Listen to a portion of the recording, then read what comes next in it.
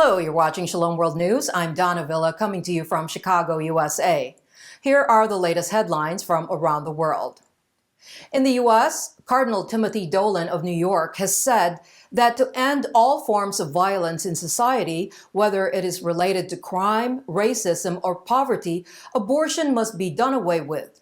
He made the statement in a column he penned for the Catholic New York recently. He cited the words of St Teresa of Calcutta, who said, quote, "If a mother can kill her own child, what is left for us to kill each other?" End quote. The Cardinal decried the loss of basic respect for life in a politically and culturally divided society.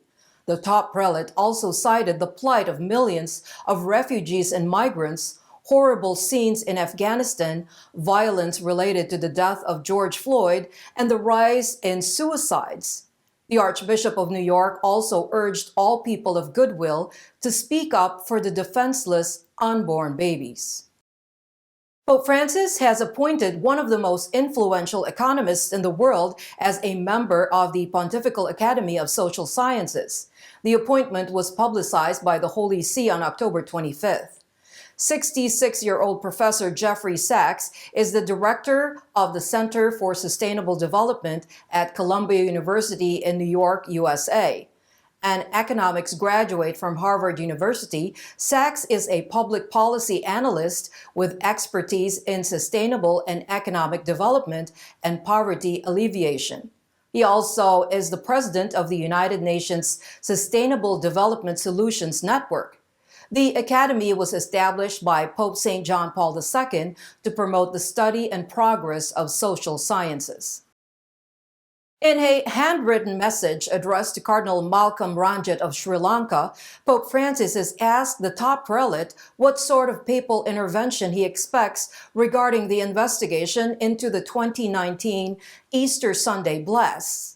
During an online briefing on October 24th, the Cardinal revealed the contents of the letter in which the Pontiff has pledged to pay close attention to developments and to pray for the people of the nation. Cardinal Ranjit, who is the Archbishop of Colombo, said the Holy Father will discuss with the Secretary of State the steps to be taken to intervene in the issue. The prelate has repeatedly expressed indignation over the lack of progress in the probe into the attacks. He has accused the government of hiding information about the real perpetrators of the blast that left more than 300 dead and scores injured. 8 more children in the Afghan capital have perished from hunger and cold as the humanitarian crisis in the country reaches alarming levels. A non-governmental organization called Save the Children has said that 8 children between ages 18 months through 8 years died at a camp on Sunday. United Nations agencies say that more than 22 million Afghan nationals will suffer from food scarcity this winter as the drought caused by the climate change has aggravated the crisis in the nation after the Taliban take over. According to the UN officials, the looming disaster is larger in proportion compared with the one in Yemen or Syria. The World Food Programme and the Food and Agriculture Organization have said that 1 in 2 Afghans face 3 crisis or phase 4 emergency, which is one step below famine. President Vladimir Putin of Russia has once again defended the traditional family and the spiritual values of his nation. During a speech in Sochi last Thursday, the president urged his countrymen to protect its spiritual values and historical traditions, adding that socio-cultural disturbances could be bad for Russia. He criticized European nations and the U.S. for deleting pages of their own history. Putin said liberals in the West want to eliminate designations such as father, mother, family, as well as gender differences. He blamed the gender ideology as a crime against humanity. His comments echo similar statements made by Hungarian Prime Minister Viktor Orban, who is vocal about the traditional family, the Christian heritage of Europe, and the opposition to the LGBT agenda. Way back in 2013, Putin signed an anti-gay propaganda that angered liberals in the West. The draconian national security law imposed on Hong Kong by Beijing continues to curb free speech and dissent in the former British colony.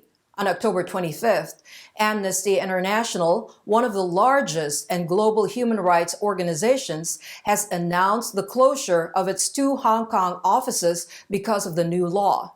The organization said the decision was taken as the national security law has made it impossible for rights outfits to work freely without fear of reprisals from the government. With the closure of its offices, the 40-year-long presence of Amnesty International in Hong Kong will come to an end. It was in June last year that Beijing imposed the new law that criminalizes secession, subversion, terrorism, and collusion with foreign or external forces. The law was used to imprison Catholic philanthropist and pro-democracy activist Jimmy Lai and close his Apple Daily office. Following the mandate of Pope Francis, the head of the Congregation of Oriental Churches, Cardinal Leonardo Sandri, is on a visit to Syria. During the 8-day trip, the Cardinal will visit the Christian communities in the country that is in the throes of a 10-year civil war. Thousands of believers have fled the country, which is one of the cradles of Christianity. Cardinal Sandri will visit Damascus, Tartus, Homs, Maaloula, and Aleppo and interact with the Catholic hierarchy. The top prelate will also visit hospitals, charities, and orphanages run by the church as well as diplomats. The nation is facing a big humanitarian crisis, and more than 11 million people have already fled.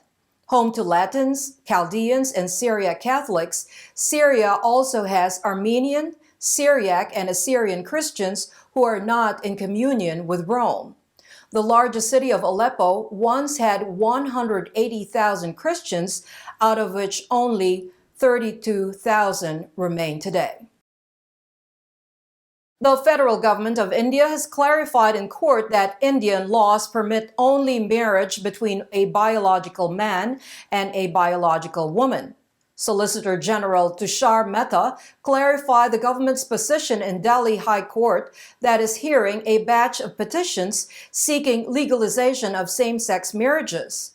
Mehta said the decriminalization of homosexuality under Section 377 of the Indian Penal Code was not relevant in this case as it does not deal with marriage. It was in September 2018 that the Supreme Court repealed provisions under Section 377 that criminalize homosexuality. The petitions were filed by a few individuals who had entered into same-sex unions. The government has always opposed the pleas in court. Earlier, it had argued that same-sex marriage was not at all a part of Indian culture or law, and such unions could not be compared to an Indian family unit.